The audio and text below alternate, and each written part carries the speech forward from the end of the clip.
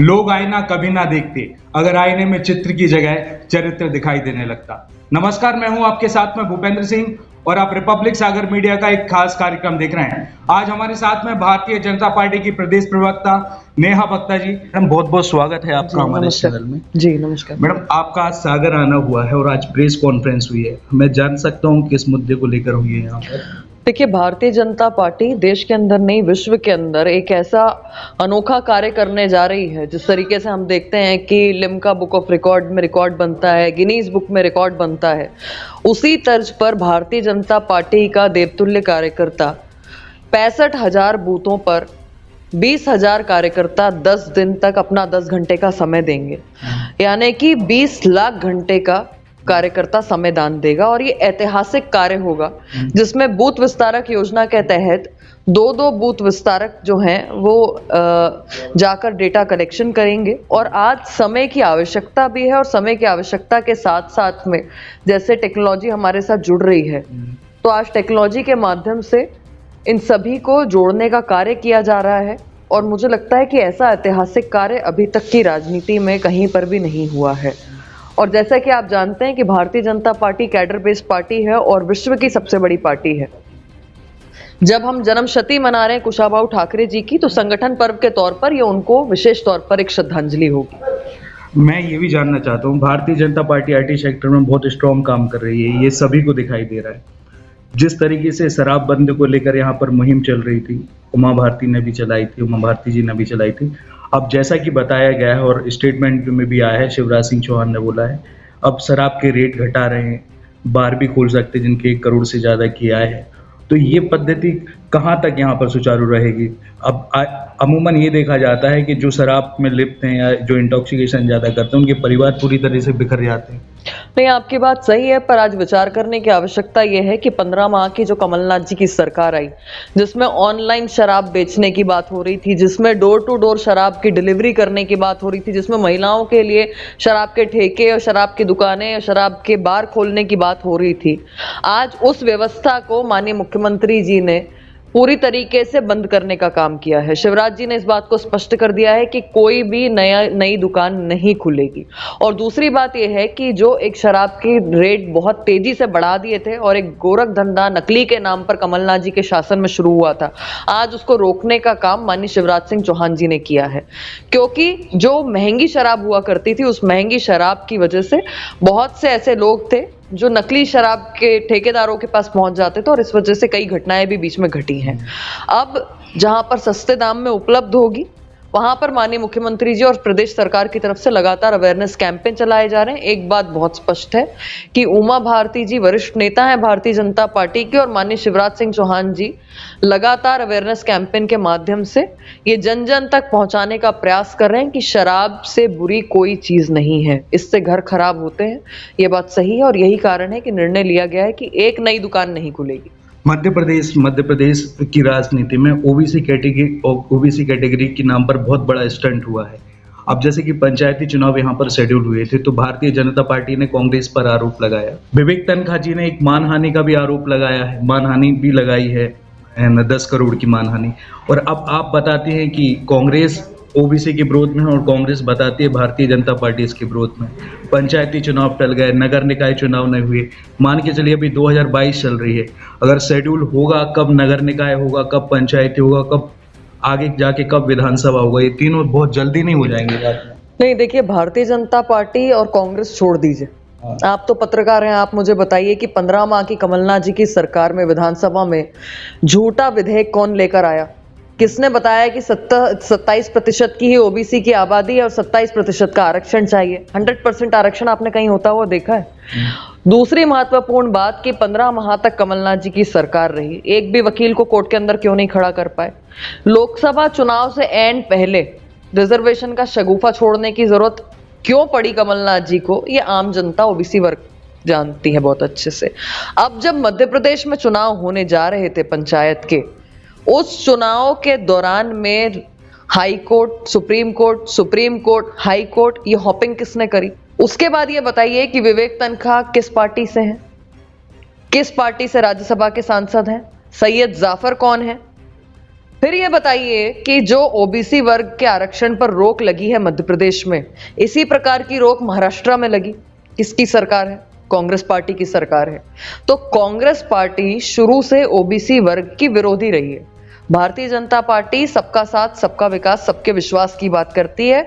हम अपनी सभी योजनाओं में सभी वर्गों को साथ में लेकर चलते हैं और यही कारण है कि माननीय मुख्यमंत्री जी ने विधानसभा में बहुत स्पष्ट कहा कि चुनाव होंगे तो ओबीसी वर्ग के साथ होंगे। अब 2 महीने लगे, 3 महीने लगे, 4 महीने लगे, कोर्ट का जो भी निर्णय आएगा, पर चुनाव ओबीसी के साथ होंगे। परिसीमन और रोटेशन को लेकर उन्होंने पिटीशन लगाई थी हाई कोर्ट में। हाई कोर्ट से सुप्रीम कोर्ट गई, सुप्रीम कोर्ट से फिर हाई कोर्ट आई। लेकिन विवेक तनखा ने आरोप लगाया है कि वो परिसीमन और रोटेशन की जगह वो कांग्रेस पे ये आरोप लगा रही है कि उन्होंने ओबीसी के विरोध में काम किया है, ओबीसी को उतना आरक्षण देना नहीं चाहती, जबकि भारतीय जनता पार्टी बोलती है कि हमने आरक्षण के लिए काम। नहीं, मैंने तो आपसे बहुत स्पष्ट पूछा कि भाई सुप्रीम कोर्ट में पिटीशन लेके गया कौन, और सुप्रीम कोर्ट में पिटीशन लेकर अगर कांग्रेस के नेता विवेक तनखा, सैयद जाफर गए, जब ओबीसी का वर्ग का हक मारा जा रहा था, तो क्यों नहीं विवेक तनखा ने कहा कि हमारी प्ली ये नहीं है, हम ये मांग करने नहीं आए थे। महाराष्ट्र की तर्ज पे उन्होंने मध्य प्रदेश में भी निर्णय कराया। अब ये जनता तय कर लेगी कि ओबीसी वर्ग का हितैषी कौन है और उनके खिलाफ निर्णय करवाने वाले कौन थे। एक सोशल मीडिया पर एक वीडियो वायरल हो रही है मध्य प्रदेश के पूर्व मुख्यमंत्री कमलनाथ जी की। एक इंट्रो वीडियो बनाया है, उसमें कमलनाथ जी का चेहरा दिया है कि वो लगातार बंदूक चला रहे हैं। अभी हाल ही में प्रदेश अध्यक्ष बीडी शर्मा जी का भी स्टेटमेंट आया था कि ये अफगानिस्तान थोड़ी है और ये आतंकी क्षेत्र थोड़ी है ताकि वो बंदूक चला रहे हैं। 2023 की विधानसभा के चुनाव के तर्ज पर वो वीडियो बना के पब्लिश किया गया, जो बहुत वायरल भी हो रहा है। तो उसमें आपका क्या कहना है? देखिए, हम सब जानते हैं कि 84 में क्या हुआ था, सिखों के नरसंहार में कौन था। फिर हमने कोरोना काल में वो भी एक वीडियो देखा कमलनाथ जी का, जिसमें वो क्वारंटाइन चल रहे थे, आइसोलेशन में थे, पर जब सामने आए और सोशल मीडिया के माध्यम से, गूगल मीट के माध्यम से जब अपने कार्यकर्ताओं, अपने विधायकों से चर्चा कर रहे थे, तो उसमें कमलनाथ जी ने कहा कि आग लगा दो, ये सबसे बढ़िया मौका है। तो आग लगाने की मानसिकता रखने वाले, 84 करवाने वाले अगर आज तालिबानी लुक में सामने आ रहे हैं तो इसमें हैरानी नहीं होनी चाहिए। पर कमलनाथ जी को इस बात का ध्यान रखना चाहिए कि हमारे देश में लोकतंत्र है, संविधान है, कानून के तहत प्रक्रियाएं आगे चलती हैं, तो ये अपना तालिबानी चेहरा ना दिखाते हुए एक सभ्य चेहरा सामने लाएं। एक कैंपेनिंग चली थी भारतीय जनता पार्टी की, जब 5 जनवरी को प्रधानमंत्री की सुरक्षा की चूक पंजाब में हुई थी। उसको लेकर भारतीय जनता पार्टी के कई बड़े बड़े नेताओं ने महामृत्युंजय यज्ञ कराए और प्रधानमंत्री की दीर्घायु के लिए भगवान से प्रार्थना की। बहुत बड़े बड़े कैंपेनिंग चले। लेकिन अगर हम बात करें कि भारतीय जनता पार्टी सिर्फ, देखिए, जब हमारे देश के अंदर हमने 2 प्रधानमंत्री खोए हैं और जिस प्रकार की घटनाएं घटी हैं, मुझे ये लगता है कि कांग्रेस की लापरवाही का ही कारण था कि हमने पूर्व में भी 2 प्रधानमंत्री खोए और आज जो कांग्रेस की मंशा थी वो भी सबके सामने आई है। सुप्रीम कोर्ट की लताड़ के बाद जो मुख्यमंत्री चन्नी जिस बेशर्मी के साथ में पहले नकारने का काम कर रहे थे नेग्लिजेंस को सिक्योरिटी के, आज जब उन्होंने सिक्योरिटी पर माफी मांग ली है और इसको स्वीकार कर लिया है, तो ये स्पष्ट दिखाता है कि कांग्रेस किस निचले स्तर पर गई है और किस नीच सोच के साथ उन्होंने प्रधानमंत्री जी की सुरक्षा के साथ में ये कोताही बरती है।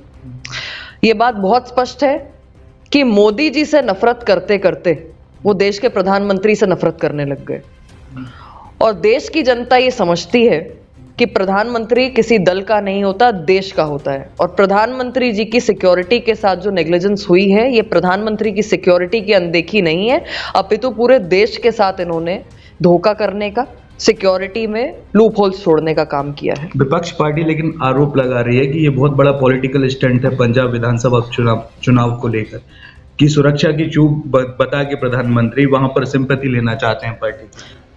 नहीं, आप ही मुझे बता दीजिए कि अगर चन्नी जी जो मुख्यमंत्री हैं पंजाब के, अगर सुप्रीम कोर्ट में जाके माफी मांग रहे हैं, तो ये पॉलिटिकल स्टंट कांग्रेस पार्टी का था या भारतीय जनता पार्टी का है?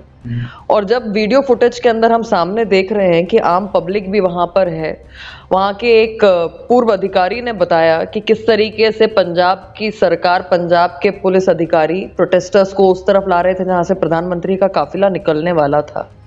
तो ये छोटी सोच नहीं दर्शाता कांग्रेस पार्टी की। और प्रधानमंत्री की आज तक के देश के इतिहास में किसी भी प्रधानमंत्री की सुरक्षा के साथ इतनी बड़ी चूक नहीं हुई है।